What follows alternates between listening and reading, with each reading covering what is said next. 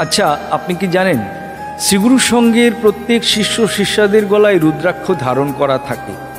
কেন এই রুদ্রাক্ষ ধারণ করা থাকে শুনুন, মন দিয়ে শুনে নিন। শ্রীগুরু সঙ্গের যে নববিধান আছে, সেই নববিধানে শ্রী শ্রী গুরু মহারাজ তার প্রত্যেক শিষ্য শিষ্যাদের গলায় পঞ্চমুখী রুদ্রাক্ষ ধারণ করতে আদেশ উপদেশ বা নির্দেশ দিয়েছেন। প্রথম কথা, এই রুদ্রাক্ষ ধারণ করা মানে সেই যে শ্রীগুরু সঙ্গের আশ্রিত, এটি তার চিহ্নস্বরূপ। এবার আসব রুদ্রাক্ষ কিভাবে সৃষ্টি হয়েছিল বা রুদ্রাক্ষের কি কি গুণ আছে। তো অনেকেই জানেন যে রুদ্রাক্ষ কিন্তু একটি বৃক্ষের ফল এবং শিবের অশ্রুবিন্দু থেকে এই রুদ্রাক্ষের সৃষ্টি হয়েছে। তো পৌরাণিক কাহিনী অনুযায়ী ত্রিপুরাসুর বলে একজন অসুর ছিলেন। সে অত্যন্ত অত্যাচারী এবং দেবতাদের প্রচণ্ড অত্যাচার করতেন। একটা সময় দেবকুল বিপর্যস্ত হয়ে পড়ে। তখন দেবাদিদেব মহাদেব অর্থাৎ শিব এই অসুরের সঙ্গে যুদ্ধ করেন এবং সেই যুদ্ধে অসুর মারা যান এবং সে সময় শিবের ওই চোখে আঘাত লাগে, অশ্রুবিন্দু ভূমিতে পতিত হয় এবং সেখান থেকেই রুদ্রাক্ষের সৃষ্টি হয়। এই রুদ্রাক্ষ এক মুখ থেকে চতুর্দশমুখী পর্যন্ত হয়। তো এর এক এক রকম রুদ্রাক্ষের এক এক রকমের গুণ আছে।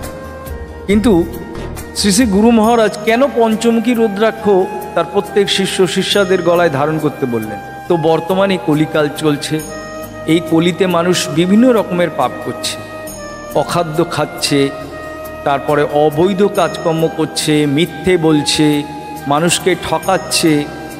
তো সেই কারণে এই পাপ করতে করতে মানুষের কিন্তু একটা সময় অনেক বিপদের মধ্যে পড়তে হচ্ছে। তো এই রুদ্রাক্ষ ধারণ করলে সেই সমস্ত পাপ থেকে মুক্ত হওয়া যায়। তো আসলে শ্রীগুরু সঙ্গের এই নববিধান অনেকেই প্রতিপালন করতে পারেন না, তো তার ফলে তারা পাপের ভাগীদার হন। তো আসলে এই যে পঞ্চমুখী রুদ্রাক্ষ, এর কিন্তু অনেক গুণ। এই পঞ্চমুখী রুদ্রাক্ষ শান্তিদায়ক এবং এই রুদ্রাক্ষ ব্রহ্মহত্যা গোহত্যার মতো পাপ থেকে মুক্ত করে এবং এটি কুণ্ডলিনী জাগ্রত করতে সাহায্য করে। এটি শান্তিদায়ক এবং ভূত প্রেতের যে ভয় সেখান থেকে আপনাকে মুক্ত করবে। এটিকে পঞ্চব্রহ্ম বলা হয়। এই রুদ্রাক্ষ ধারণ করলে স্বয়ং শিবও সন্তুষ্ট হন। তো এই রুদ্রাক্ষ ধারণ করলে মনস্কামনাও পূর্ণ হয়। অর্থাৎ এরকম বহু কারণ আছে বা গুণ আছে যে এই রুদ্রাক্ষ পড়লে মানুষের উপকার হয় বা মানুষ শান্তিতে থাকতে পারে। তো সেই কারণে এই রুদ্রাক্ষের বহু গুণ। তো সেই বিষয়ে আমি পরে একটি ভিডিও বানাবো যেখানে কোন রুদ্রাক্ষের কী কী গুণ আছে সে নিয়ে।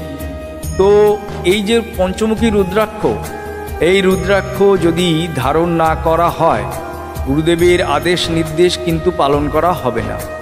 সে বিষয়ে আপনাদের একটি ছোট্ট কাহিনী বলি। আমি বহুদিন আগে একটি পত্রিকাতে পড়ছিলাম যে তখন গুরুদেব স্থূল দেহে আছেন। তো গুরুদেব তার আসনে বসে আছেন। তো একবার এক গুরু ভ্রাতা এসছেন আশ্রমে, এসে গুরুদেবের সঙ্গে দেখা করেছেন। গুরুদেবকে প্রণাম জানিয়ে সে সামনে বসেছে। তো গুরুদেব তখন তাকে না কোনো আশীর্বাদ বাণী বললেন বা কোনো কিছু জিজ্ঞাসাও করলেন। গুরুদেব একদম উদাসীন হয়ে বসে রইলেন, উদাস মনে। তো কিছুক্ষণ পর ওই গুরু ভ্রাতা গুরুদেবকে জিজ্ঞাসা করছেন যে, গুরুদেব আপনি আমায় চিনতে পাচ্ছেন না? তখন গুরুদেব বলছেন, আমি কি করে চিনব, তোমার গলায় তো রুদ্রাক্ষ নেই। অর্থাৎ যদি শ্রীগুরুর সঙ্গের শিষ্য শিষ্যাদের গলায় রুদ্রাক্ষ ধারণ করা না থাকে, তাহলে কিন্তু গুরুদেব তাকে তার শিষ্য বা শিষ্যা বলে মেনে নিতে পারেন না। তিনি অত্যন্ত রুষ্ট হন। আসলে আমরা অনেকেই কিন্তু বিধানে যে 9টি বিধান, প্রত্যেকটি বিধান কিন্তু প্রতিপালন করে চলি না। তার মধ্যে অনেক বিধান আমরা অমান্য করি।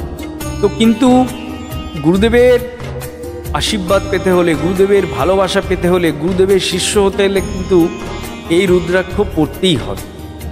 আসলে আমাদের যে রুদ্রাক্ষ ধারণ করার নিয়ম সেটি সুতো দিয়ে। তো আজকাল অনেকে হয়তো সুতো দিয়ে এই রুদ্রাক্ষ ধারণ করতে চান না, তো তারা বিভিন্ন রকমের মেটেরিয়ালের চেন পাওয়া যায়, যার যেমন ক্ষমতা, সোনা হোক, রূপো হোক বা অন্যান্য কোনো মেটেরিয়াল দিয়ে আপনারা চেনের মাধ্যমে এই রুদ্রাক্ষ ধারণ করতে পারেন। আমি তো এই গলাতে রুদ্রাক্ষ ধারণ করে আছি চেন দিয়ে। তো সে কারণে বলবো যে রুদ্রাক্ষ ধারণ অতি অবশ্যই করবেন এবং গুরু মহারাজের প্রত্যেকটি আদেশ, উপদেশ, নির্দেশ কিন্তু আমাদের মেনে চলতে হবে। তা না হলে কিন্তু গুরুদেবের প্রকৃত শিষ্য হওয়া যাবে না। শুধু গুরুদেবের বিগ্রহ রাখলাম, সুন্দর করে সাজালাম, কিন্তু নয়, সমস্ত গুরুদেবের যে সমস্ত নিয়ম কানুন আদেশ যা আছে সেগুলো কিন্তু প্রতিপালন করতেই হবে। তো পরবর্তীতে এরকম বহু বিষয়ে আপনাদের সামনে আমি শোনাবো, সঙ্গে থাকবেন। এবং ভিডিওগুলো যদি আপনাদের মনে হয় যে আরও গুরু ভাই বোনদেরকে জানানো উচিত বা ভালো লাগে তাহলে শেয়ার করবেন। এবং আমি বলবো সকলে ভালো থাকবেন, সুস্থ থাকবেন, সমস্ত গুরু ভাই বোনের মধ্যে সুন্দর সম্পর্ক রাখবেন। কারণ গুরুদেবের কিন্তু আদেশ বা নির্দেশ বা উপদেশ আছে, গুরু ভাই কিন্তু নিজের ভাইয়ের থেকেও অনেক বড়, মানে রক্তের সম্পর্কের যে ভাই তার থেকে কিন্তু গুরু ভাই বোন অনেক কাছে, অনেক মানে তাদের মধ্যে গুরুদেব একেবারে বিরাজ করেন, সত্যি কথা বলতে। তো সে কারণে বলবো প্রত্যেকের মধ্যে সুসম্পর্ক রাখবেন এবং সকলে ভালো থাকবেন। শ্রীগুরু জয়, শ্রীগুরু জয়, শ্রীগুরু জয়।